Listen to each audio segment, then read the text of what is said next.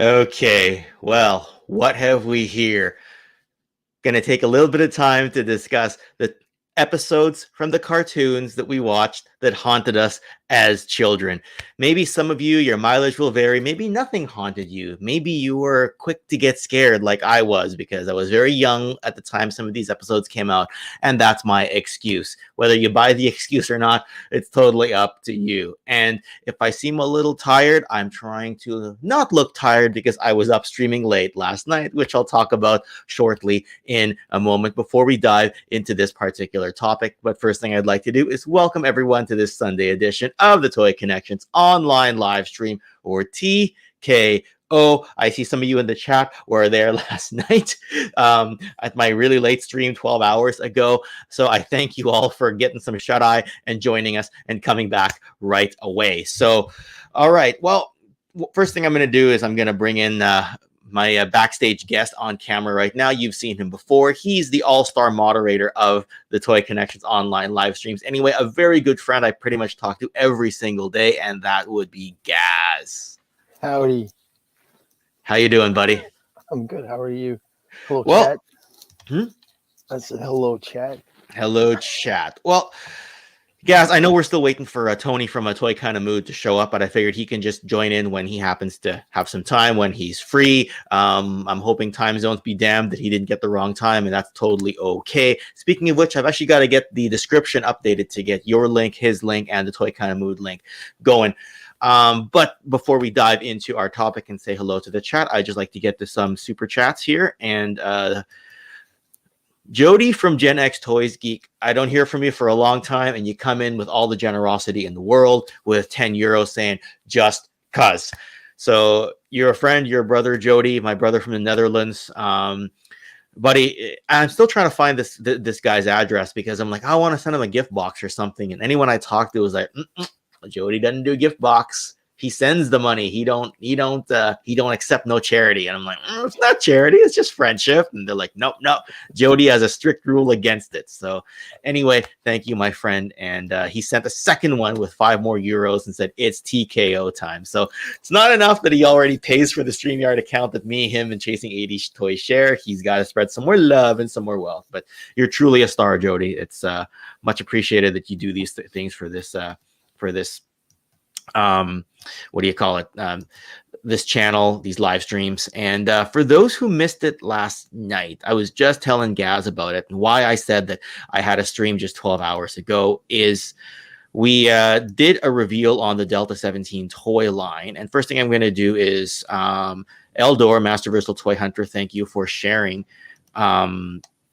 this. We did a live stream last night, me, Zazel, and Steve from Delta 17, the new O-Ring 3 3/4 inch toy line that me and Steve are working on. We thought, who else better but Zazel to come on and do the reveals with us. Those are the test shots for Delta 17 that you see there. I wish I could zoom in a little bit, but I came in a little unprepared. I wasn't actually ready to show this off. And then I said, oh, you know what? I better talk about it in case anyone missed it last night and is curious. So yes, tooling is done. Production is gonna go throughout the summer for a line of a wave of 11 figures. And yeah, those are literally the test shots. I've actually got a box of test shots coming my way that Steve is going to be sending, because they sent him multiple iterations of test shots for each of these figures. So give Delta 17 a follow on Instagram. The link should be in the previous video on this channel. So yeah, there's that. And what do you call it? There's also, just for anyone who missed it last night, this is the thumbnail. If you're curious about last night's stream, I don't mean to just promote last night's stream, but it was an impromptu one. So there it is, Delta 17. There's the leader of the bad guys, Shadow Dragon, and there's one test shot of a character called Kestrel and the Paint Master for the Preacher figure. So there's a lot on there. And hey, Gazz. Yeah. I did not realize that Jody was going to be available for this. Yeah. Was going to be available. I'm thinking I kind of want to send him the stream, and he can hop in and join us for this particular thing. So I'm just going to do that shortly here. I mean, the dude knows he's always welcome to come on and have a conversation. But let me quickly invite him on. And then we'll say hello to the chat while we're waiting for Tony Romo to come on as well. All right, Jody, the link has been sent to you, and you can hop on anytime to come talk about this particular topic, which I know because Ghostbusters is part of the topic. Jody is gonna be all over this. Okay, all right. Yeah, and speaking of Jody, that didn't take long, buddy. You must have a fast internet connection because that took about 3 seconds. Dude, you forget I own your StreamYard. Oh yeah, yes, right. I sent you the link, and I'm sitting there. I'm like, actually, technically, you can hop on any. I thank you because you own the StreamYard, and then I send you the link as if you don't have it, even though you can just log in, just jump on anytime. That'd be hilarious. Because technically, if Jody's streaming, I have moderator rights to just jump in as well. But he's also got rights to boot me off. Jody, I'm going to quickly say hello to the chat, and we're going to ask you how you are, my fine friend. So let's see. So we've got Jody and Gazz making sure I wasn't lonely in the chat in case YouTube decided not to notify everybody that that the stream was going on. But we got K-Dog Broadcasting and Payne Toy Samples. Thank you both for your friendship and patronage to the channel. We've got Quip. We've got Largos Lair, who was on last night as well. We've got, I already said hi to Quip. We got Jeff Morris. Who else we got here? We got Danjamin905, Pericles Dragon Ball Z. Some of you were just on with us 12 hours ago, so this is awesome. We got Figuratively Speaking, Ostradamus Toys. Goodness. Oh, the chat jumped on me. I need a better computer. I saw a name that I skipped. Skyfall. Good to see you here as well. And I said hi to Largo already. So yeah. All right. Well, gentlemen, I was going to jump straight to the G.I. Joe part of the conversation, but with Tony Romo not here yet, I figured, why don't we just go for broke here and have a conversation about the Ghostbusters episodes, because I know that Jody is absolutely just jonesing to talk about that. So let's... Well, Ken, let's be honest. So your thumbnail. Samhain? Come on, dude. You mean this guy? Yeah, he's not as scary. Boogeyman. I know. All the way. I know. Okay, so let's do this. All right, Samhain's on the screen, but I do know that the Boogeyman Commeth episode is the one that haunted people more. Samhain was more about the theme. Boogeyman was about the character, if that's fair to say. Well, Samhain, did you know he actually has quite a unique history behind Samhain? He's the ghost of Halloween. He's the living embodiment of Halloween. Nailed it. Yes. So you know what, Jody? Since you haven't been on in a while, and actually I haven't talked to you in a while, why don't you just give us everything you want to say about the Boogeyman before we jump to Samhain? And there's even another ghost that I even want to talk about after that. So why don't you tell us about the Boogeyman episode? And hopefully you don't have a Boogeyman in your closet like the kids in that episode.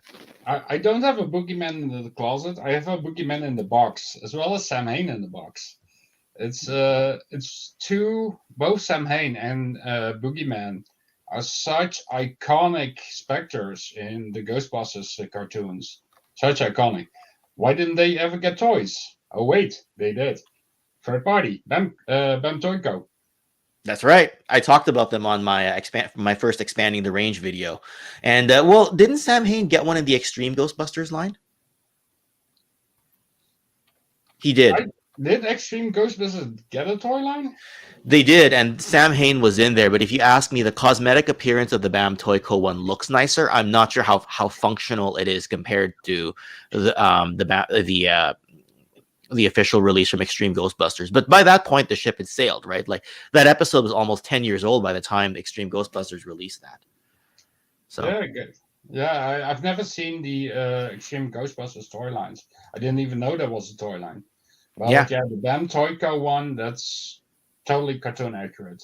Limited articulation, but man, I don't want to be like a complete fan for Bam Toyco and announce it all on your channel, but man, they nailed it.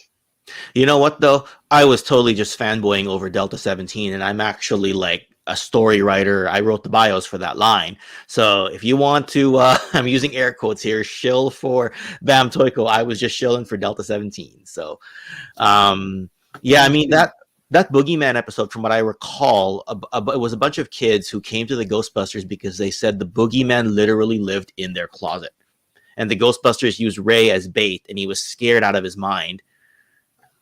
And they managed to... Not only Ray, like, if you look... if memory serves me well, it was especially Egon. Yes, I believe it's Egon. Boogeyman dreams, right? Oh, yeah. Ray was used as the bait, but Egon was actually more scared during the episode. And I think by the end of the episode, they like overloaded the 4 proton packs and sent Boogeyman to his own dimension. Like they couldn't even put him in the trap. I think they actually sent him to his own dimension. Because he isn't a ghost. He's a specter. He isn't a ghost. So they couldn't catch him in the trap. Yeah. So they had to pull indeed all the 4 packs on them. Yeah. Yeah. Well, see, now you're making me want a Boogeyman toy. Resist. Well, you don't need it. It's such an amazing toy. Contact Bam Toyko on Facebook, my friends. I know, but highly recommended. It's third party. It's a little bit pricier. I'm already buying so much expensive stuff. It's like I have no control as it is. Is there a difference between a ghost and a specter? I think a specter is actually more dangerous. Well, the biggest difference is that the specter can't be caught in a ghost trap. Yeah. Anyway, Anthony Romo from Toy Kind of Mood. Good to see you, my friend. Hey. Good to see you, bro. I got the time mixed up because you told me 10:30. It's not 10:30 here yet. What time is it there? It's 9:45. But I thought you were in Mountain Time. Yeah, it's not. It's only here in Phoenix. It's 9:44. Okay, so that's considered Mountain. I thought I'm Pacific Time. It's 9:44 Pacific Time. I thought. Anyway, I'm getting confused now because I'm pretty sure I thought you'd be Pacific Time if it's 9:44 there. So we're in the same time zone. That's crazy. Yeah. Okay. Now we are. It changes so often. It's so weird. Yeah, Arizona don't change, and then it does. I don't get it. So. Oh, does Arizona not do what do you call it? Right, exactly. Arizona does not do daylight savings. No. Okay, because last time you were an hour off from me because it was during the daylight savings period. So when you say Mountain Time, you're Mountain Time depending if daylight savings is active. Oh my goodness, something like that. Yeah. Okay. Well, thank you. Damn these time zones. Time zones. Full crap. Okay, so Arizona is currently switches between Mountain and Pacific Time. That's how that works. I did not realize. Yeah. that. See, Epic Badger. Yeah, it's not Mountain. It's like whatever, because you know how Travis and them are in Cali. Every time we go on, I'm an hour ahead of them. Okay. So, yeah. Okay, but I'm in the same time zone as Travis and them from Cali. But anyway, yeah. I mean, I was going to start with the G.I. Joe episodes today with Worlds Without End and No Place Like Springfield and some of those. But then Jody jumped on and I was like, I'm going to jump straight to the Ghostbusters. So go for it. Yeah. Jody, any more you want to say about the Boogeyman before we quickly look at this? What did you call him? Samhain the pussy compared to Boogeyman? Is that what you said? Yeah, Samhain is the pussy compared to Boogeyman. Boogie is... I want to say that the Boogeyman is probably more traumatic for children because there are children in the episode that are definitely afraid of it and they're going to the Ghostbusters for help to help them get rid of the Boogeyman. I think that's what's more traumatic than the actual Boogeyman figure or character itself in the show, because I'm looking at him and I'm seeing an Elvis Presley pompadour on his head and he's wearing like a Liberace jacket. And I'm like, I think I would be laughing at this thing if I saw him come out of my closet. Yeah, so I'm curious because, I'm from abroad. Boogeyman isn't a big story over here. Yeah. I know that like the Boogeyman is your childhood story from the big bad. What as Americans, what did you think about the episode of Ghostbusters when you saw Boogeyman on screen? Oh, I was more scared for the kids than I was about the Boogeyman. Yeah. I don't know. I wasn't. I mean, I was a as a kid, I was afraid of the boogeyman, but that's not the boogeyman to me. That's what I'm gonna say. Right? Oh. Yeah, I'm gonna try to. Yeah, And for Samhain, I'm no offense. The figure looks cool, the character looks cool, but I'm like, this is the guy that's showing up in a pumpkin patch for Linus, yeah. right? He's gonna be like, hey, it's me, the Pumpkin King. I'm here. He's the Great Pumpkin.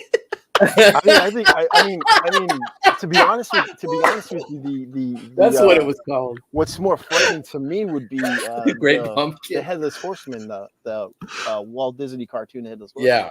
That's more petrifying to me because that's a scary sight, seeing that horse, up on its hinds with the Headless Horseman holding a pumpkin ready to throw it at you. Yeah, he threw his head too. He threw it. Yeah. Yeah, that's a bit more frightening than these guys. And no offense to these guys, because they look that the characters look cool. I mean, the figures look great, and I guess you could draw them in a frightening way. But yeah, I mean, this is the boogeyman. So I'll leave the crowd to decide if they're more scared of this guy than they are of Samhain. But were you just talking a second ago about the actual Headless Horseman on a motorcycle in Ghostbusters? Was that what you were talking about? No, Yes? I was referring to the Walt Disney cartoon. Okay, because I thought there was a Headless Horseman episode too, but maybe I'm wrong. Sure there was. Yeah, I'm sure there was. I'm sure Jody knows, but another one that just popped in my mind from the Ghostbusters that was kind of chilling was the Casey Jones? Not Casey. Was his name Casey Jones? The one who drove the train. Casey Jones is TMNT. No. Yeah. He drove the train, the Spirit train. That was, I think it scared the crap out of Winston. If I recall, I want to say the engineer was Casey something Jones. Hey, K-Dog, you're right. He's kind of like looking like the Joker with jumbo ears. That's the thing, right? That's why I don't have the boogeyman. His physical appearance, I think, is actually less scary than Samhain. But the thing is, what he did in the episode, what he represents, is actually scarier. Right? How can you say that Samhain looks scarier? He's a pumpkin on a road. He's a pumpkin head on a road.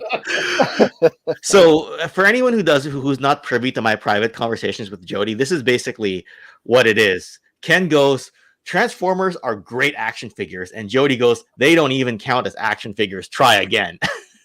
Okay, man. I never said Transformers don't count as action figures. I only said to you that modern day Hasbro Transformers are crap. Okay, that's true. That's true. The war. He's not a fan of the War for Cybertron in the Studio 80. Well, yeah, in Studio 86 stuff because of the hollow limbs, apparently. So limb syndrome. Hollow limb syndrome. I'm just gonna say my Grimlock looks really cool though. It does. The one Ghostbusters episode that also really got me was there was an episode called "The Thing in Mrs. Faversham's Attic," and it was the house is like completely haunted. Well, I think so because what it is there was something in her attic and it was always making noises, and then they flash back to the story of when she was a little girl. Her dad went up into the attic. She saw like some glowing brightness coming out of the attic and some sounds, and he came down and said, never go into the attic again and never sell this house. And it turns out that he had tried to summon a spirit to help make her life better. He couldn't control it, and he sealed it in the attic. And after he died, she was living in the house, and she called the Ghostbusters. And when Peter went up there, it was like the coat rack came to life, the clothes came to life, and they had to like trick it to get into the ghost trap. It was really freaky just because this thing talking out of her attic, right? And the fact that basically her dad like tried to summon a demon was basically what it was.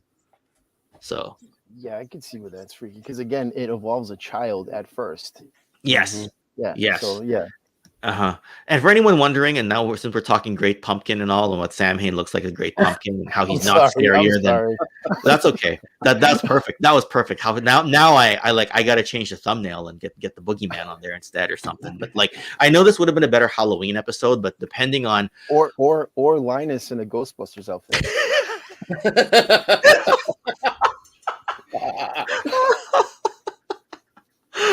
That'd be amazing. But by the time Halloween comes along, I'll think of something else. So that's why I figured let's do this episode right now. But have we said what we need to say about Ghostbusters? Jody, looking at you. Yeah, I'm good, buddy. Yeah, there's actually a lot of freaky things, but then again, that's what Ghostbusters is about, right? There's a lot of things that kind of freak you out as a kid, but because of the Ghostbusters there, I think for me it wasn't as traumatizing because I knew the boys were going to take care of business. Right? Fair enough. Fair enough. Well, actually, that's true, hey, because they only had 22 minutes to kind of resolve everything, but when you're really stuck in the moment, it's hard. To see how it's going to end, right? Especially you see Egon freaked out, you see Ray freaked out. I don't know. Just anyway, gentlemen, I know you're all G.I. Joe fans, all to varying degrees, but was Worlds Without Ends 2-parter, was that the one that got you the most as a kid? What do you think, Tony? Tony, we'll start with you. We'll go to the bottom this time. If not, then which one? Yeah, it was a trip. I'm like, wow, they're really dead. I'm like, yeah, these characters are really dead in this. And this was before I ever read, the way the characters, finally got offed in the comic book. Doc and the Saw Viper. This is in front of me as a kid of the TV. I'm like, they're dead, and then they stayed behind, right? They stayed behind, in that world to like help with Cobra there, and the Baroness is actually good and all that. That was a trip, but that freaked me out. That scene's crazy. That's Grunt right there, right? I think that's Grunt, right? Yeah. That's Grunt, and Baroness is a double agent for the episode. Still like on a constant like drug trip. Well, he got bitten. The same episode. Yeah, it was a 2-parter actually. Gaz, if not this episode, what other one? If I want to say a G.I. Joe episode, I mean, I don't think this really hit me. Actually, to tell you the truth, as a kid, I really don't remember being traumatized like I told you before. But looking back, I think the one that probably should have traumatized me was the Welcome to Springfield with Shipwreck. Yeah. Think he's retired from G.I. Joe, Lady Jace. That freaked me out better worse than this too.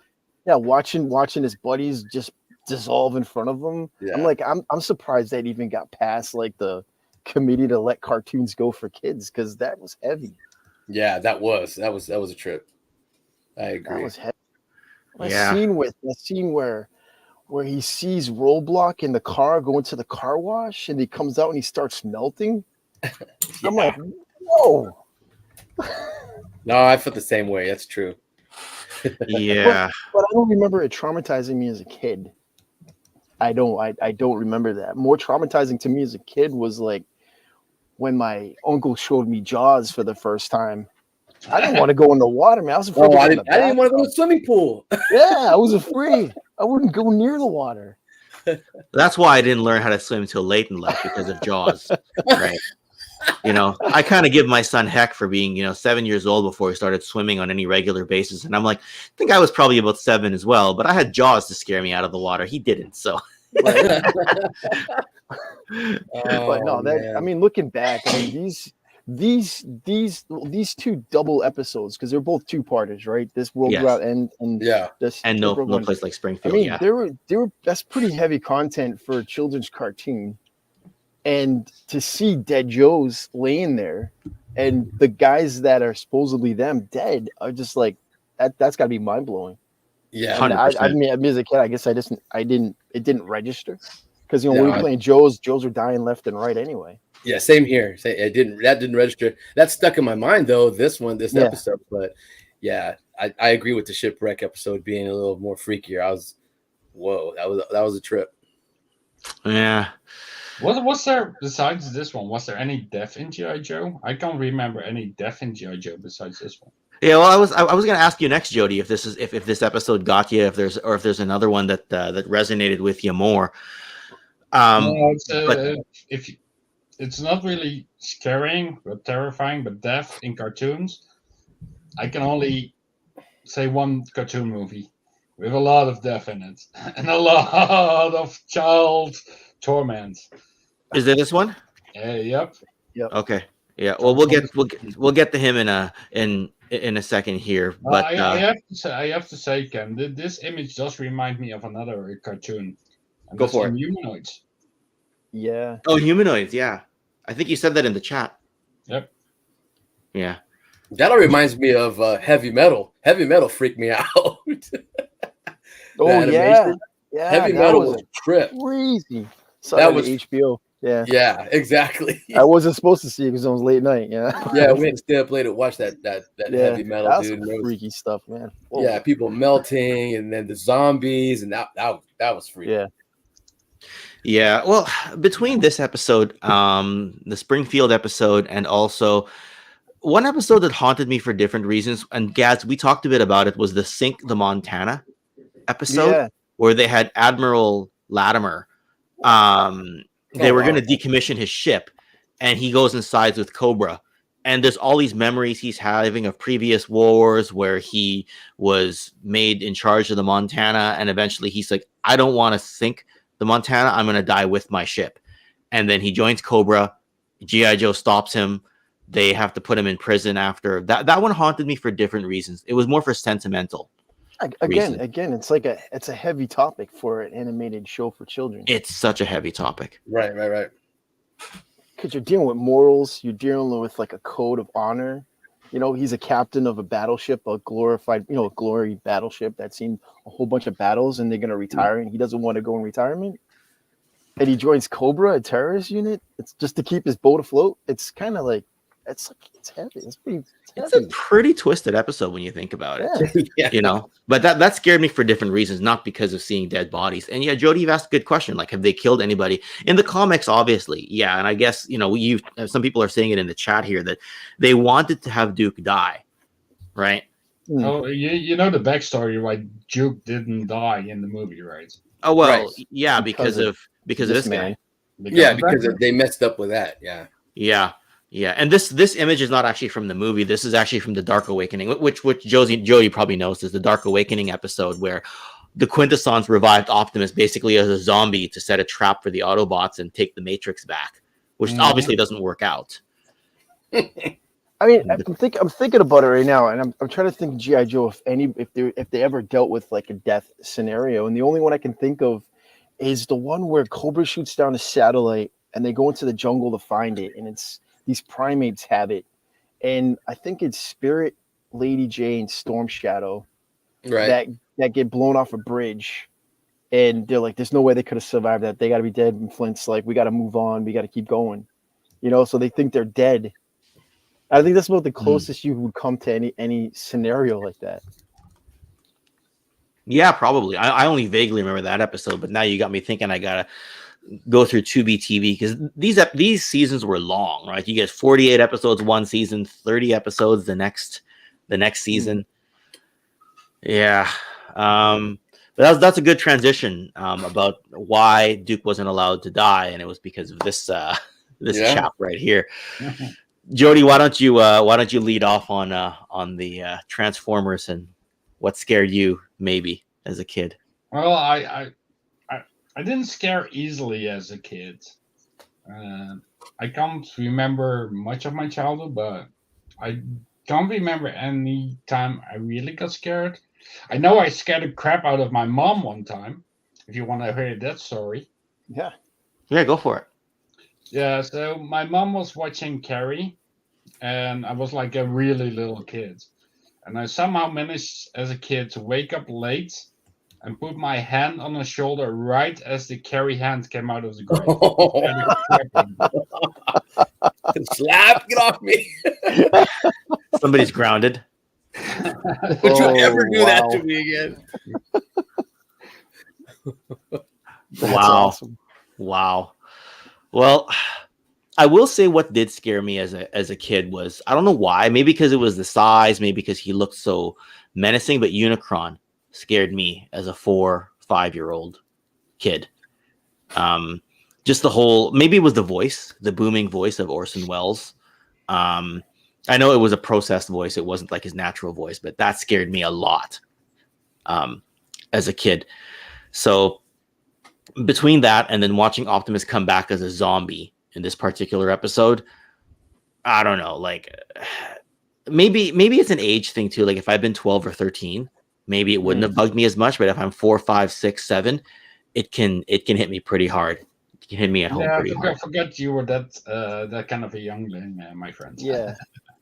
Yeah, because I was like 4 when the movie came out, right? So like things that like would be more traumatic for me, because I mean I was a bit older watching G.I. Joe, and I wasn't 5. I was a little older than 5.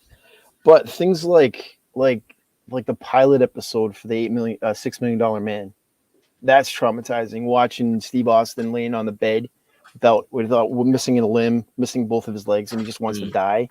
Yeah. He's begging for the nurse to kill him. You know, that's kind of traumatizing. And you don't understand it as a kid. Like, why does he want to die? He's going to be the $6 Million Man. This is going to be awesome. Right? You don't get it, yeah. But things like that, or like there was a mini series in the early 80s called, I think it was like A Day After Tomorrow or something like that. It dealt with nuclear war. Like there was a nuclear war, and then people had to, you know, like society had to like deal with it. And that was kind of traumatizing, because when I was a kid, you know, that was still kind of, in the early 80s, it was still kind of a, you know, an afterthought. It's like, you know, this could happen, you know, and that gets you kind of freaked out. Oh, totally. Huh. But as cartoons, I think maybe I was a little bit immune to it, because I was reading comic books and you know, like X-Men and stuff like that. And now, you know, death was like a normal occurrence in a comic book. Yeah, exactly. So, well, yeah. How many times did Jean Grey die in? Right? Yeah. When you find her, she's in an egg. At the bottom of the ocean. Or like, you know, spoiler alert, Batman R.I.P. never actually died, right? He just got trapped in another dimension, or he got sent back in time or something like that. Yeah, stuff like that. But I mean, the cartoons, I mean, they really didn't deal with these kind of subjects. And when you did have something traumatizing in it, it was like with Ghostbusters, you know, the guys were there to take care of it, right? G.I. Joe, they're always going to win because they're the heroes. What was that much death in cartoons besides Transformers the movie in the 80s? Not that I can think of. No, I can go back for you. It came more when the anime shows were ported over. Then that's when death came into the cartoons, right? Roy Folker's death in Robotech. There we go. Anime deaths. Yeah. Gundam, when Gundam Wing got ported over, they did kill some characters, mostly villains, from what I recall. Impossible Pi brings one up, right? Like, you do have to deal with Morph's death in X-Men, though it's revealed again in typical comic fashion. He's not actually dead. But they reveal that much later. Like, you go through a full, 2 seasons before you find out that Morph's actually alive. So, right. Yeah. One of the ones that really got me recently, because I never watched the episodes as a kid, and that's why this figure's here, Bravestarr. If you recall an episode called The Price, it's probably the most famous Bravestarr episode ever. I think I just watched it a couple of months ago. And basically, a kid gets addicted to a drug called Spin. Someone comes along and sells him the drug. Bravestar's off on another mission. He's trying to stop Spin from being made altogether. But one of the dealers is in town and is selling drugs to this kid. Eventually, the kid completely overdoses, and Bravestarr gets there too late, and he's with the mom. And the episode basically just ends with the crying mother and Bravestarr consoling the crying mother and the kid's friends all scared. That was a death that we dealt with, and it's probably the most famous Bravestarr episode. I can't imagine it went over very well at the time. I'm glad I never saw that as a kid and that I watched it in my 40s. You know what I mean? Again, it's like, how did it pass the screening board? Yeah, the regulations and all that. Yeah, I know no bloody idea. 80s was like the Wild West for animation and toys. So yeah, that's, and you're right, Quip. It absolutely sounds intense, because it was, right. I mean, you look at what kids watch these days. Like, you would never see a death in Paw Patrol or Peppa Pig or whatever the stuff that they're any of those. Yeah. You see a K-Dog broadcasting. He put Johnny Quest, going way back. Johnny Quest had death all the time. The bad guys chasing Race and all them. Yeah, they died. There was deaths in those. There were drownings, fall off a cliff, everything. Yeah. What a great series, though. Hey, that was Ken, sorry to interrupt. I got to drop off, buddy. It's about dinner time over here. Have a great rest of the stream, guys, and I'll keep following you on No the problem. stream. And thank you again for the super chats and for reminding us about the boogeyman cometh, because Sam Hain's apparently a pussy. Nice talking to you, Jody. Jody, you're welcome on anytime. Message me, call me, whatever. All right.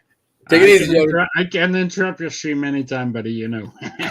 Yeah, All right, bro. you can. All right, take care. Hey, have fun, guys. See you later. See ya. So yeah, that's right. Because Jody has full access to my StreamYard, right? Basically, Oh, no. I could be sitting here talking about wrestling. I could be like, and Bret Hart is the greatest of all time. He's the excellence of execution, blah, blah, blah, blah, blah. And he could just jump in and be like, no, he sucks, and then leave, and then just sort of like troll me from if he wanted to. So That's what I want. yeah. I want to bring up, like, I know you really want to focus around the cartoons, but like some of the TV shows in the 80s dealt with some like heavy stuff that's kind of traumatic. Oh, for instance, go right ahead. like, I burned through all Back my to images. cartoons in a minute. for instance, like Street Hawk. Are you familiar with Street Hawk, the show? Jesse The Mock, bike? right? Yeah, the bike. Jesse Mock, the writer. I mean, what happens to him as a cop? He gets severely injured, and then he's approached by the FBI, or a part of the FBI. It's developing the Street Hawk program. It's supposed to be this law enforcement bike type of thing. I don't know why you would do that for police, but anyway. But one of the episodes deals with his like childhood friend that he grows up with, comes to town, and turns out that, spoiler alert for anybody who hasn't seen the show, is a hitman hired to kill Street Hawk. And he drives around in this Charger trying to run him down every time he's on the bike. And then that's when he finds out towards the end his buddy dies, and he finds out that he was the hitman trying to kill him the whole time. And that's pretty heavy for a TV show. But I'm like, watching it as a kid, you try to understand what's going on, and then you try to think, well, could that be my best friend Ken trying to kill me in the future? That kind of stuff. Ken the Hitman Hart coming to kill you in the future. Yeah. Or then, for instance, like the A-Team. Anytime one of the members of the A-Team got shot, that was pretty heavy, because these guys are like untouchable to you as kids, right? Nobody's ever going to shoot Mr. T. And all of a sudden, he's got like a leg wound. He just got shot in a big shootout that they never showed. And finally, somebody actually gets hit. Somebody got shot. And that's kind of traumatic as well, because you don't know whether he's going to survive the episode. Yeah, they're gonna kill him off, and he's never gonna come back. Right? You're worried the whole this time for as a Mr. kid. T. Yeah, you're like, I don't want Mr. T to die, and then you find out he gets a transfusion from Murdoch. Now they're like blood brothers. And Yeah, you're like, the one guy. Right? So I mean, like I think for me, probably more of the live action TV shows that I watched, like Knight Rider and stuff, had a bit more traumatic stuff for me. Those are prime time, but if you watch them as a kid, it's all fair game for this particular stream. Right. I mean, you got to bear in mind, like, I burned through all my images in the first 35 minutes, so we're gonna sit here for the next 45, just talking, whatever y'all want to talk about in terms of what scared you, blah blah blah, and. Well, I got some mistakes in my mind. If you want to take it back to the Super Friends, remember Ken? Yeah, we were going to talk about that. I'm just going to read this out. I was going to read this out for a second here. Jody, again, thank you, my friend. You're just one of the best. Just because Mark II, it's actually Mark III, because this is the third one you've sent. Have fun, guys, and we definitely will. And thank you for enriching us with your Ghostbusters memories and reminding us about BAM Toy Co. and some of the toys that they've got about the Boogeyman, Samhain, etc. People want some wrestling memories. Maybe we get to that if any wrestling memories traumatized us as kids. But the Super Friends episode, Tony, you did want to talk about that. You did message me about that. Yes. It's one where the Legion of Doom gets a hold of this gem, and it can just, I don't know what's in it, but it just kills. He killed like off all the Justice League. They gave it to each one's individual enemy. Like they gave it to the Cheetah to kill Wonder Woman. Luthor had to kill Superman. But it opens with the headstone of Batman, and it's shaped in a bat, and they're all at Batman's funeral. And I'm watching it like, what is going on? What the hell? Yeah, Super Friends, rest in peace, Pericles. Yeah, it was like, what is going on? Is this ending? I'm like, Batman's dead, Robin by himself. He was the first death, and then they just started killing them all off, and I'm like, this is crazy. And when Superman bit it, he took a few hits from that thing. I'm like, oh, and he was just getting hit with it. Luthor was just blasting him, and you could just see him, boom, boom, boom, and it finally blasted him, and he was gone. And they were just burying him left and right, and Sinestro got it, and he took out Green Lantern, and it just went on and on. That just stuck in my head. I was freaked out more than like, I guess you could say I was traumatized by that, because it opens with Batman's freaking headstone. I guess, yeah. Like, if I saw that, I'd probably be traumatized as Superman is my favorite. Yeah, and if I saw that as a because that would have been me as a little kid watching that. Yeah, yeah. They all right. Super Friends was a bit earlier, but they all got taken out, and then they wrote it to where they were like off world, or they were off something, and they knew they were going to use this thing, and so all of them were like, I don't know if they were like androids or something, but when that realization hit, I'm like, oh, okay, yeah, they didn't just freaking die. Like, what? I'm getting a little traumatized right now listening to this, dude. Yeah. Like, rest in peace. I was like, just saying that, I was like, what? Legion of Doom finally got their shit together. Oh my god! Villains united. They finally get over all their differences. Right, and I don't know if it was the same episode, but it was these aliens were like going through the wreckage of the Hall of Justice and all that stuff, and they're like, let's see what happened, and they play the tapes back, and that's when they get a hold of this gem or something that did all this, or I don't know, it might have been, I might be getting my episodes mixed up, but that one where they all died was a trip. That's heavy. Yeah. I get my episodes mixed up all the time. I did not watch nearly enough Super Friends as a kid, so when you mentioned it, I'm like, Tony, I want you to bring it up on here. And I knew Gazz would bring up some of the live action stuff, and I'm like, I want him to bring that up here. Otherwise, it just becomes Ken's own personal memories, right? Yeah. With where Ken was at the time. And yeah, like, I mean, some cartoons, there wasn't really a lot that could traumatize you. Like He-Man was kind of like the same thing over and over. Yeah, Mask was kind of the same thing over and over. I mean, Ninja Turtles, when they turned Baxter into a fly was a bit much. Or turning Cobra Commander into a snake, I was like, ugh. I vented about that one quite often. You have also like the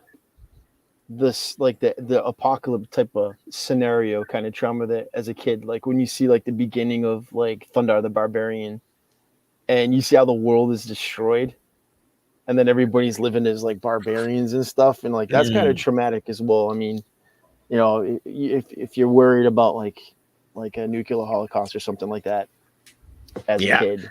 I just finished the World War II in color documentary, so if you're talking about nuclear holocaust, Mumra gave kids the creeps as well when he would turn from his mummified form into his super. Cool. There's another one that freaked me out with that, is involving like psychedelic drugs that Tigra was taking. Did you remember that one? No. Dude, Mumra had these psychedelic things, and he was brainwashing Tigra and eat this and eat that.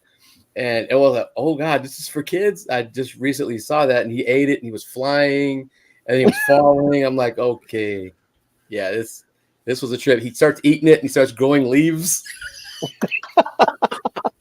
Good God. Yeah, you got me thinking now. Yeah, it was like a druggy one or something. Tiger was just lit. I think I must have watched too much like kaiju movies and like classic monster movies for like. I was never bugged out by Mumra because I thought it's just a mummy. It's all he used to be, right? That's right. You were big into Godzilla and all that. Mummy on roids. Right. That's exactly what he looked like, a mummy on roids. Dude, I was like, damn, he buffer than all the Thundercats. Right? That's exactly what he was. Oh my God. I was as a kid, I was more fascinated. I mean, I wasn't a big Thundercats fan, but I was more fascinated by Earth 3, trying to figure out whether it was our planet or if it was like a different Earth. Because, you know, you never saw like humans until I think it was like 1 or 2 episodes where they actually had a human in it, right? And you're like, well, is this Earth? Is like our Earth in the future, past what? Yeah, well, I don't know. It's a bit of a trip when you think about it like that. But I just realized as well on the topic of this, since we're talking live action, do I spoiler alert this or not? The Power Rangers 30th anniversary that literally just came out a few days ago. There is a key death in that episode. If anybody's going to watch the Netflix special, it happens near the beginning, and you can pretty much guess who it is and why under the circumstances they went with that death. There are two, unfortunately, right? Two actual members of that cast that have passed on, right? Yes. And I guess I'll just go ahead and say it. Anybody that wants to plug their ears and go la, la, la, la, right now, this is your countdown. 3, 2, 1. Okay, I'm gonna spoil it. They do play off of the Trini death because Tui Trang died. Motor vehicle accident, right? Yeah, a number of years ago, and the theme of the Power Rangers 30th anniversary special is about her death near the beginning of the episode. She dies in costume, morphed. And then it's about her daughter basically taking the mantle of the Yellow Ranger, which everybody already knows that her daughter is becoming the Yellow Ranger in that special. So I think knowing that the Trini death plays a part of the episode is kind of obvious. So I know I said spoiler alert and all that, but it's obvious. Have they ever touched on death in the, like, I know there's a comic book, right? Yes. For have they ever touched on death in that? Because obviously not in the TV show, right? Which I'm surprised because they're always trying to take them out. Yeah. But have they ever touched on in the comics? Oh, I haven't read the Power Rangers comics, so I don't actually know. I know in the TV show they do have temporary deaths, like in Power Rangers Lost Galaxy, Kendricks died off, but then she came back in the finale. And then in Power Rangers Time Force, they had a similar situation where somebody was dead, but he was just faking his death. Right. This Trini death is the one that they cannot suddenly be like, oh, she's back. Like they physically can't do that. So is this like a one shot? Like a one shot, or is this? Yeah, like it's a 1 hour. It's a 1 hour special on Mighty Morphin Power Rangers. Oh, nice. So anyway, I burned through all my imagery very, very quickly here, and now we're just talking. Now we're just shooting off the cuff, and burned a lot of my energy last night doing a live stream then. But I'm free to talk. I know some people want to talk about some wrestling deaths. Wrestling deaths are a little bit different. I know somebody in the chat mentioned Owen Hart. And his fall back in 1999, that's completely outside of kayfabe. That could be a whole topic on its own. I watched that pay-per-view live, and I just was in shock, not believing it. Like, no, that's not true. I remember thinking that way as a teenager watching that pay-per-view, but it happened. And there were some moments in wrestling. I know K-Dog is like, you need to veer off into wrestling and talk about it right now, but I'm trying to be good. I'm trying not to turn every TKO into an ad hoc wrestling chat. Yeah, I said, whoa, I had at least one more cartoon, but go ahead. No, go to the cartoon. That's the main topic here. It was the one that freaked me out when I was little watching it was there was one on Spider-Man and His Amazing Friends when the main villain was a chameleon, and it was called 7 Little Superheroes. And they started killing Namor. They killed Captain America. I'm like, what is this? When I was little, I was like gullible as shit. I'm like, what? He jumped into a swimming pool and it's alcohol. Oh, he's done. And then he was faking him out, and Cap jumped in quicksand to save somebody else, and he just drowned in it. Shana the She-Devil, she fell off a cliff or something. I'm like, okay, what's going on here? And then you find out later that they're just trapped in something. Like, okay, they didn't really die. But I was like, whoa, wait a minute. So it kind of freaked me out. Yeah. It's always the cop-out death in both comics as well as cartoons. They weren't really dead, or they came back. Someone will probably mention it if I don't. I know it's comics. Jason Todd. Oh, yeah. I voted for him to die. You did? Did you really? Frick. I don't like him, dude. Just kidding. Man. I voted cold-hearted person, dude. Oh, that's rough. That's just rough. And then it happened. Man, come on, you tried following up Dick Grayson, man. It can't be done. I was a Grayson fan. I was like, no, Jason, dude. Yeah, like with no, a we're crowbar trying to blown up. That's just wrong, man. you're trying to That's steal the wrong. wheels off the Batmobile. And see, K-Dog, K-Dog, man. You got K-Dog, your kind of dog, Tony. Jason Todd, man, get out of here. The Joker tore him up. That wow, no, he went out. Yeah, but you know what? He came Hard. back even more badass. Yeah. You know when he came back even more badass in the Under the Red Hood storyline, because he was wearing the red hood. They did a frame by frame of him taking the same tire iron and beating the Joker. Oh yeah, he got payback. Yeah, They did a frame by frame, but this was 20 years later when they did that. Yeah, that exactly. shook the comic industry.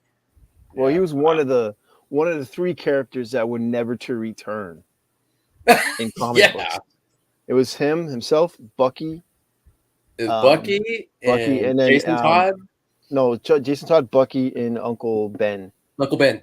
Those are the 3 characters that were never to return. And the only one who hasn't returned is Uncle Ben. I was going to ask, I haven't read comics in a number of years. So he's going to be the cyborg Spider-Man. He's coming back. Yeah. If you're going to bring him back, though, you got to do it right, because I didn't realize that when they brought Jason Todd back, they Ed Brubaker, when he was writing Captain America, brought Bucky back around the same time. But because he did it so flawlessly as the Winter Soldier, that was a great bring back. I'm like, wow. I was like, wow, like he's not just some campy multicolored sidekick that's like not as cool as Robin, because that's all I ever saw Bucky as. He just wasn't as cool as Robin. They went in a completely different direction with the arm and everything. KGB assassin who's lived for like over 100 years. I know. Left and right. I know. Like Winter Soldier, if you're gonna bring somebody back, that's how you do it. The Red Skull from like a half a mile away and killed him in the comics. Yep. That's right. That's a great one. You know, GenXToysGeek. Yeah. I think I shed a tear for Artax, bro. There you go. We owned horses too. That's like that was very traumatizing to the point. I remember that. I was playing a game on PlayStation about like a samurai. I forget the name of it. And you get this horse and you become like friends with the horse, and then the horse eventually dies. And I'm like, Artax, no. And he died slow. He was sinking, man, and then after sad. you just see him just sad. I saw that as a kid in the movie theater, and I was crying. Yeah. Going Old Yeller style, kind of. Yeah. Oh man, he just sunk in the mud, man. It was a worst death a great character could have. Yeah. That's the when that movie turned real. I'm like, oh, okay. Yeah. Another a traumatic event in a film for me was in Godzilla versus Mechagodzilla, where Godzilla takes out his best buddy, Anguirus. I mean, he breaks his jaw, and I'm like, how can you do that, Big G? That's your buddy. And I'm just something not right here. I was traumatized, and then obviously, like 10 minutes later, the real Godzilla shows up, and then you find out it's a cyborg Godzilla, and you're like, God dang, you guys got me. Yeah. Sorry, K-Dog. Didn't mean to drum that up. Old Yellow. Yeah. Can I say, because of the age of the film, I've not watched Old Yeller. I know the story, but I don't think I could bring myself to watch it. I mean, it's about a dog, I've got an overweight one right there who's probably older than Old Yeller was at the time of Old Yeller's death. And sorry. Anyway, wow. People have brought up Grendel a couple of times in the comic in the chat. I wasn't sure. I was thinking more like Beowulf and Grendel. That's kind of where I was going with that. The Grendel comic is pretty cool. Yeah. Go on. if you I'm trying to remember it because there's like different stories of it. Like one of them is just he's a bad guy. I'd have to read him again. I haven't read him in a long time. Good comic still, good read. I believe it's Matt Wagner that drew them and wrote them. Well, we've talked about the deaths that traumatized us, but is there any like eye rolling, like, oh, they went this way, or oh, we know he's gonna come back anyway? And, was there? I mean, I'm trying to think, but like maybe that's part of the reason I don't read comics as much as I used to. I know that like any death is like not permanent or it's permanent for 10 years, right? See, there you go. Jean Grey. Jean Grey. Elephant in the room. Elephant in the room. Jean Grey's the elephant in the room there. No, the death of Superman is the elephant in the room. Well, yeah, but we thought it was permanent, right? With Jean Grey, she died multiple times, right? I mean, there's a Spawn comics too, which I never got too deeply into. And yeah, Matt Wagner, Rick something would know. Yeah. So yeah, I don't know. For me, if they brought Uncle Ben back at this point in time, I would not be surprised. But they'd have to do it in a Red Hood and Winter Soldier sort of way. And how can you do that? No. You know what they do is that all this time Ben didn't really die, but because he like almost died, he blames Spider-Man. So this whole time it's been him that's been organizing all these villains to kill Spider-Man. And it turns out he's a big bad. You're killing me. That would be something. He's mind blown. With the Goblin, he's behind the Kingpin. He's behind all of them. I never thought about that. He's behind the clones. He's behind everything. He's behind the damn clones. The clones made me stop collecting. I'm like, oh god, I can't stand. I'm like, look at the Spider-Man with the hood on. What's going on here? I don't get this. Spider-Man with a hoodie and Ben Reilly's blonde and all. What the? Get out of here, man! Is this? I'm done.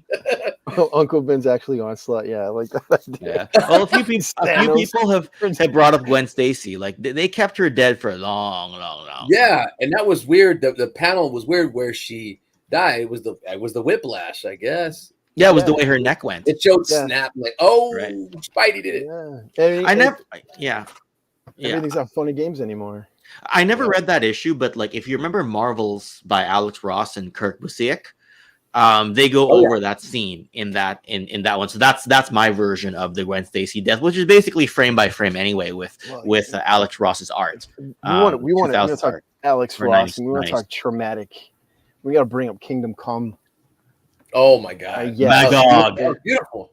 Never mind the story itself. Just the fact that Superman has secluded himself in the Fortress of Solitude, never to come out again. That just speaks volumes of traumatic events that must have happened leading up to that moment. It was all the Punisher acting superheroes at the time. He said, "Okay, you could say the Marvel style characters." Yeah, that have invaded this universe. All of them. he'd be fed up. He's like, "What? You got Daredevil, Spidey, you got Wolverine. Okay, I'm done. Punisher, I'm done. Screw this. I'm out." Check. You want me to start killing people? You don't want me no more. You want Mr. Punisher over there. I'm gone. Well, I guess as maybe the big conclusion about this is that deaths are never permanent in this cartoon / comic space. How do we get from traumatizing episodes to like the deaths of that's the beauty about these live streams, these chats, these conversations is they just sort of end up anywhere. Like you start with a topic and you're like, yeah, I totally forgot what the topic we started out was. Well, I think it was right off the bat with the Worlds Without Ends because they were dead Joes. Yeah, that's true. And who can blame Steeler for staying? I mean, he had the Baroness. Yeah, he wasn't leaving. He wasn't leaving. Didn't matter. Well, he says at the end, "There's no one really waiting for me back home." Right. So either that or they were, and he's like, "Yeah, fuck it, I got the Baroness." Sorry, I'm cursing. I got the Baroness. Did you guys see the episode with her in the bikini? Hey, I got her. Oh yeah, and I got the nice. I got the nice version of her. Is basically how he. Well, like he's got the housewife version of the Baroness, which is like amazing, right? I would have stayed too. You know what I mean? Oh man. Like I mean you're looking back on it, it's pretty heavy. Just the thought of like every G.I. Joe is dead in that cartoon, in that episode. Every one of them is dead. Right? Or in hiding, I guess that's what they said, right? Dead or in hiding. Watch that one. This is a good one. The OG Days of Future Past. I actually watched that cartoon first before I read the comics. Oh wow. Yeah. Week, yeah. Yeah, I'm not sure why. Maybe because I was younger when I read the comics, or sorry, when I watched the cartoon, that hit me harder, right? And how they went with, they went with Bishop as opposed to Kitty Pryde, right? Which was a big deviation, big change from it. Oh, but I when think you at the time, Bishop was like premiering in the comics, right? As one of the main characters that they were trying to like build a story around, I believe, right? Which is why they put him in the cartoon. That makes sense. But you know what? I should have thought of that. The Days of Future Past storyline, right? I don't know. For me, I resonate more with the cartoon than anything else, because he comes back and he basically accuses Gambit of being the assassin, right? Which I'm like, really? This sort of like goofball, funny, silly character is the assassin? All right. And then you find out later, it was actually Mystique. But X-Men in general had a lot of really dark episodes. Exactly, like when the kitty got brainwashed by Ogun. Remember Ogun, Wolverine's mentor? I was thinking the original, like 92 to 97. Yeah, I think I'm old school. I'm going way back, and like she was brainwashed by Ogun, and she's trying to kill Wolverine, and she got all the skills of the ninja and all that stuff. Like that, I was like, wow, okay, this is crazy. And then he got her back, and then they killed him.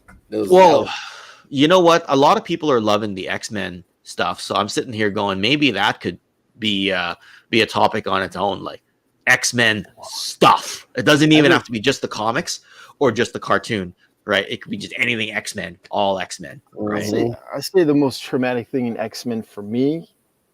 It didn't take place. I don't believe it took place in the X-Men comics, but it's in that world. Is the complete destruction of the Morlocks. Oh yeah, that was ruthless. Oh yeah, and then that was hardcore. Was that in Inferno or was which one? Which no, it was before. It was way back. Oh my gosh. They crucified Angel, killed his wings. Where is that the new? No, you're right. The Morlocks did that to him, didn't they? Yeah, Thor finds him. Oh, Mutant Massacre. Mutant Massacre. That's the one. Mutant Massacre. Yeah, that's what. Yeah. I actually read a few issues on that. And Vertigo and all of them. Yeah, they just annihilated. And they dumped Wolverine in the sewers, and he was sniffing it out, and he smelled Sabretooth in there. Yeah. Nothing but dead Morlocks in there. Oh, this is crazy. And then it went out some dark stuff. Yeah. That was crazy. And then you find out way later that Gambit was a part of that. Yeah, he was the point man. He led him to the Morlocks, yeah. Yep. And were they doing that for Sinister? Mm-hmm. Yeah. They were working for Sinister. I think he was trying to create, because he was originally part of Apocalypse's Four Horsemen.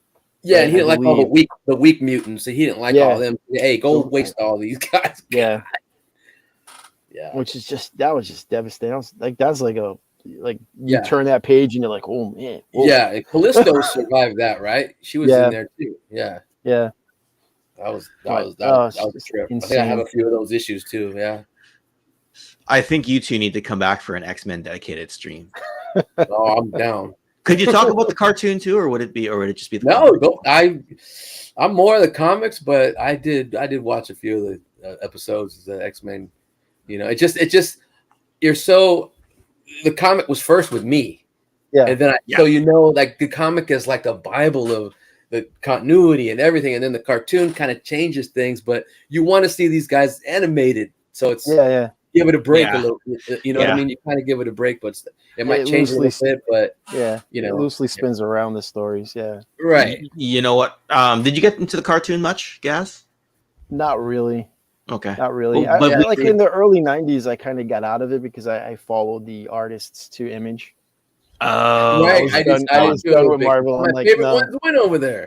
Right, Jim Lee. I'm like, yeah. Even Silvestri and Portasio, they went too. For me, I was like 10 years old when the cartoon came out, right? So to me, it was perfect timing, right? I got to watch it through like my early teen years. So for me, it was absolutely perfect. And then I got curious. Then I read the real Days of Future Past and the real Dark Phoenix saga. I didn't get super far through Mutant Massacre because I was trying to catch up on all comics at the same time in the early 2000s. And then of course there was Age of Apocalypse, which I got parts of that. That's another thing. Like you're reading Age of Apocalypse. and you're like, why is Cyclops? Why is he literally a Cyclops? And why does Wolverine only have one hand? You're like, oh my god, this is a trip. Oh yeah, right here. I never got into Age of Apocalypse. It just either. Yeah, I'm but then like- like Magneto is a good guy because Xavier's not around. They were just doing like an alternate version, and then they jumped into that. Sylvester. Yep. Then they jumped Yeah. into what was it? The one with us. I don't want to say Scarlet Witch, where she destroyed all the mutants. Oh, House of M. Yeah. You guys House get that of M. one, or did you get the individual ones? I got the trade paperback like you've got there. I got Yeah, this I did and I too. got the individual one. Yeah. That's Such my a like great story. Kingdom Yeah, what- Come is the Oh, man, best what- DC comic ever to me. Yeah. I mean, What's displayed is here is this Infinity Gauntlet, Secret Wars. Oh man, it's Yeah, Infinity awesome Gauntlet. reading. Yeah.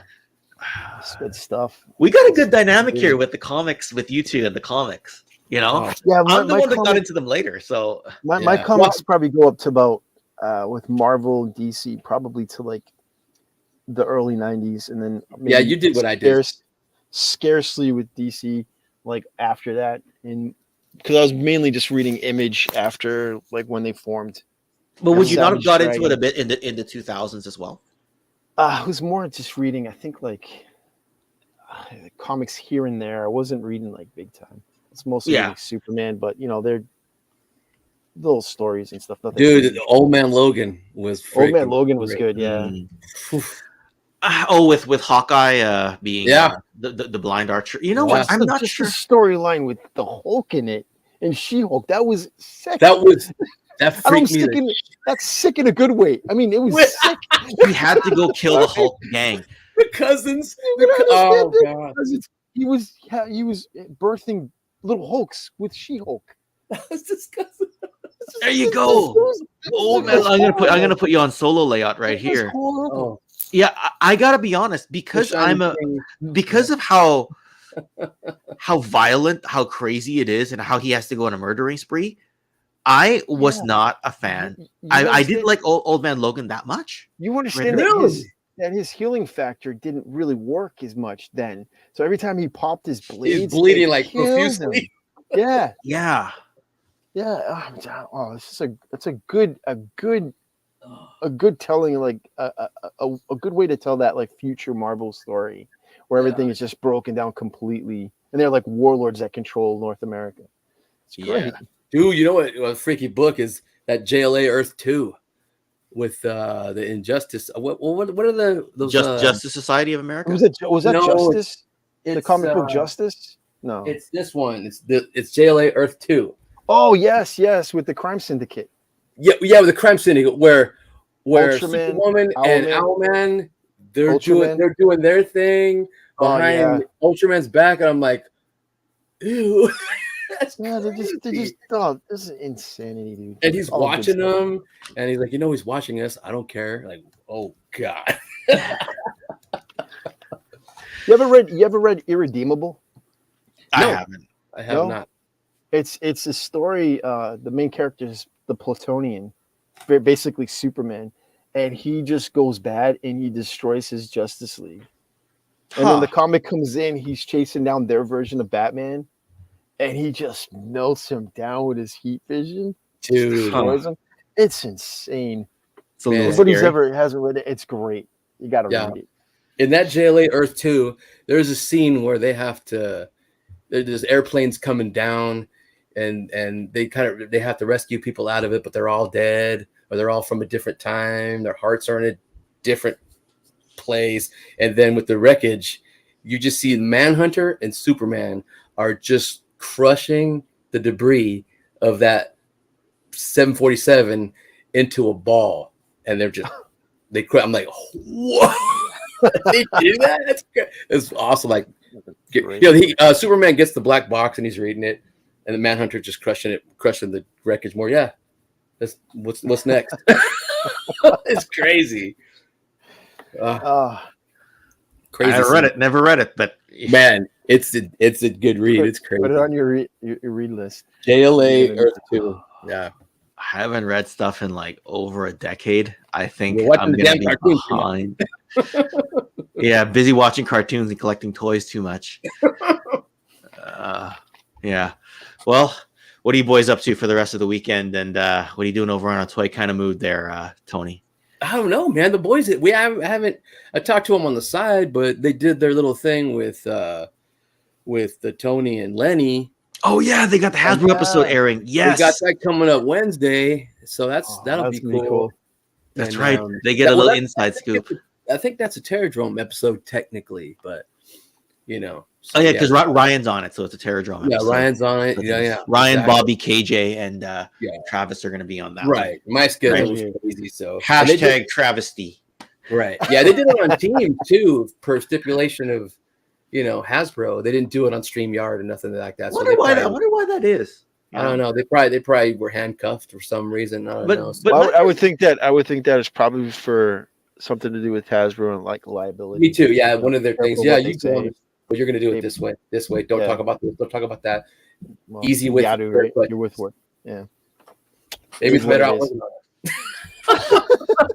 I didn't think you could record on Microsoft Teams. So I don't know. I have no clue. So that's their thing. That's you guys get to talk to them. That's cool. Get to hear what they're thinking and stuff. That's great. Oh, 100%. So Wednesday, look out for that episode on. Look forward to that. Yeah, Tony's pseudo channel. What I call it. Right?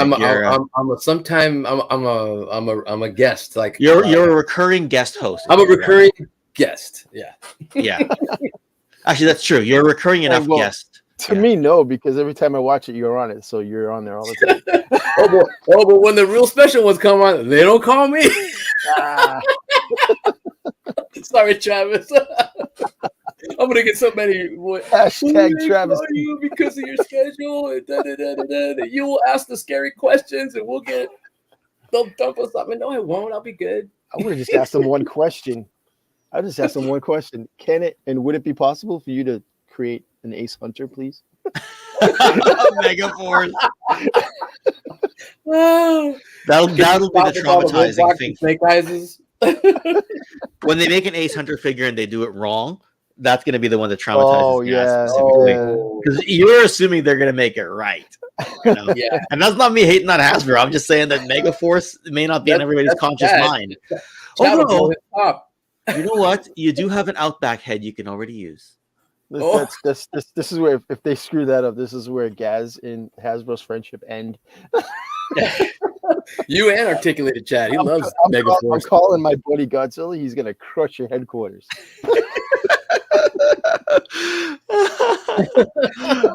Thanks, K-Dog. You see K-Dog's last time Tony was on here, I announced him as we will not throw any interceptions today, I think is what I said. But the real Tony Romo has stood up. I can't remember what I gave you. Yeah, and Darthurian. Yeah, a lot of people consider Dole a host of Geek Dad Life, even though he's really Toy Anxiety / Gotham City Tonight / everything else. But you show up enough, and people just assume you're a host, right? Gaz is always moderating the chat, so like he's like the silent host is basically what he is. Yeah. But every now and then I got to bring him on for something like this. So no, you asked, and I come on here because you're my bud. I appreciate that. And every now and then you'll get a surprise, like you get the real Tony Romo, showing up. You get Ron the Rudat real showing star up. Toy Kind of Mood. That's right below us, Tony. Yeah, he's right there. Yeah. Or the Ron Rudat episode we had last summer with Carson and Mark Pennington. Ryan and Zazel were on that one as well. That was special TKO shocking. On the closing day of Operation Recall, which is going to be great. When those start coming, oh man! Actually, Tony, you missed my the beginning where I talked about Delta 17.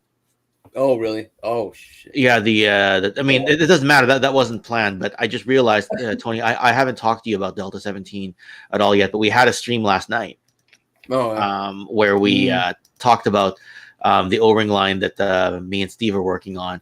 Just gonna share the screen here. Oh wow! Okay. What? Wow, dude. What? Yeah. What? Yeah. So this is a proto. This is the. That's insane. The digital render of one of the characters. Here's the paint master of one of the characters. Right. So, yeah.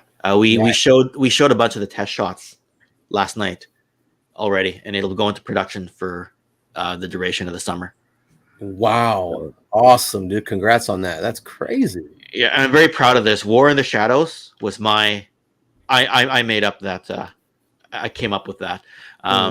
Steve was like, wow, you got G.I. Joe, a real American hero. What's Delta 17? They're sort of like they're in the dark. They're something. And I came up with Shadow Warfare. And he goes, well, that kind of sounds too Call of Duty-ish. Okay, let's flip it. War in the Shadows. He's like, that's it. That's gonna stick. I'm putting that in every packaging. That's pretty sick. Yeah.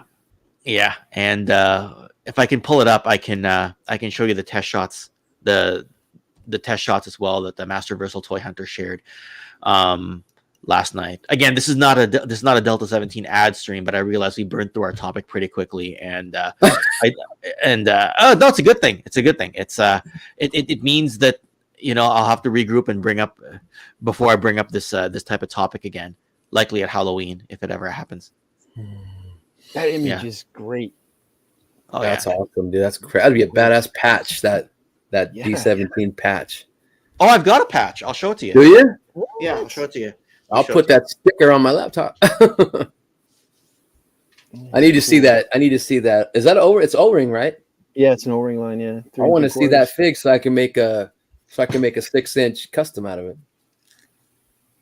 Yeah, I'm just going to share what the Masterversal Toy Hunter brought up. Present screen, share screen, because he shared the image of the test shots last night after the stream was over for Tony to see. Those are our test shots. Oh, what? It's fantastic, man. Look at that. Yeah, I gotta check that out, and I gotta see them really well so I'll make 6-inch customs out of those dudes right there. Yeah. So wait till you see the colors. Yes, nice. Yeah, it's gonna be a nice line. A nice line. Wow. And as for the patch, there's the patch right there. Oh, that's clean. That is nice. Yeah, he mailed this to me sometime last year. What's that a skull of? Looks like a snake, right? Snakehead? With eagle wings. Yeah. That's cool. Damn. That's cool, man. Who Who came up with that design for the patch? Steve did. Nice. Wow. He's doing all the designs. I'm basically just here to read the text and like help with the story. He's gonna be Hama over here. Don't be modest. Yeah, exactly right. Yeah. Yeah, we're gonna write the first issue together. He's got a bunch of notes right now, and he's got an artist on board. And yeah, we'll hopefully show it off at Joe Fest. Not finished, not fully produced, but we'll hopefully have some paint masters and some test shots for Joe Fest and some posters to show people. So yeah, wow. Nice, everybody there. But anyway, anything you two want to chat about before we call it a day here? I'm good. I need another cup of coffee. I haven't had my coffee yet. So. Oh, did you? I've had one, but I had to get a bottle of water first, dehydrated from last night. Yeah.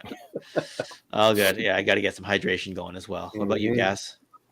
Got nothing really this afternoon. Just getting ready, excited about seeing Zazelon tonight. Yes, he's going to be on Chad's channel. Oh, that's right. That's right. Check that out. Okay. Anyway, I'll update the links in the description below for the guests who were on the channel, and otherwise, we'll talk to you all next week. And yeah, that does it for this episode of the TKO live stream. Thanks, everyone. Chat with you guys. You too.